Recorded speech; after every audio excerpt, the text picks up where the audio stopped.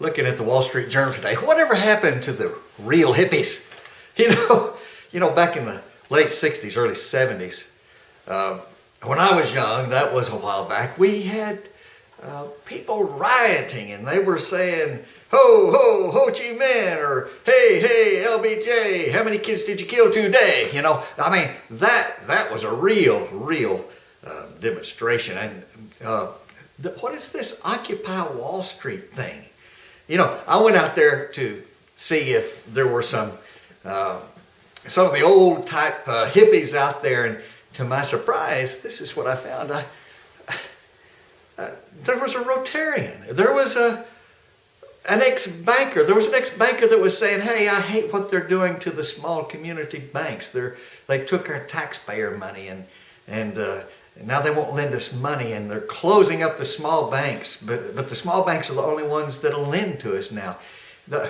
I talked to a guy with the Lions Club, a Kiwanis guy. I even met a guy that was a Mason, a Freemason.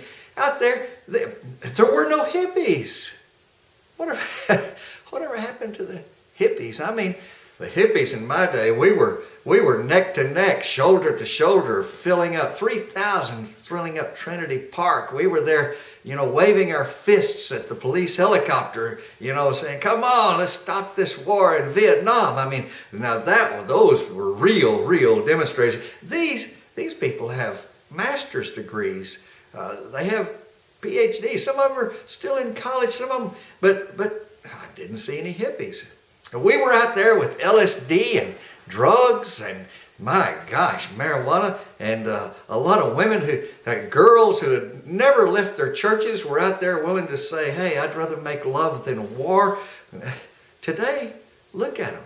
They're quiet, they're conservative, they're saying, Occupy Wall Street. We don't appreciate the concentration of wealth. It appears to us that the lack of regulation, that big business that controls something like, did you know that only 2% of the people in America control something like 60% of the assets? And 1%, this banker told me that 1% of Americans make over 50% of all the income that's made in America.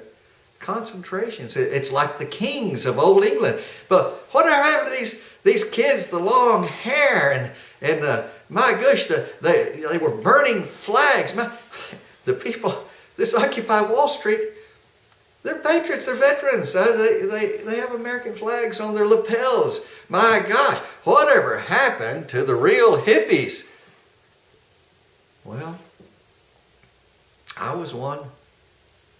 I became a banker. I've tried to change the system from within. These Occupy Wall Street people are business people who are thinkers. They know what's going on.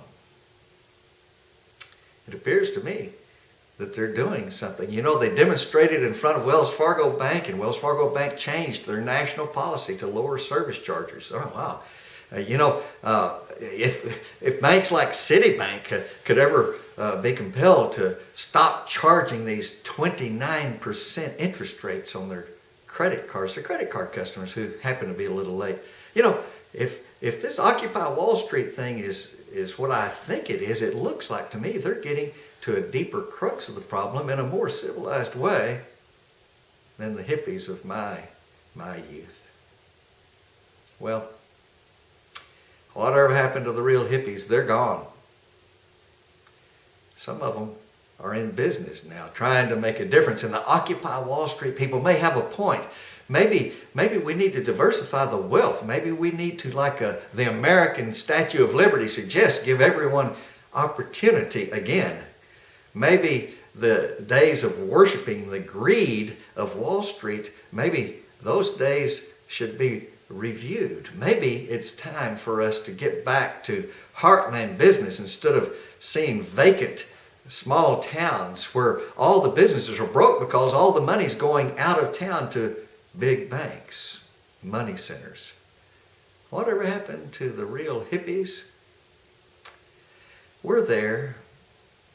You might say we're hippies in a pinstripe suit.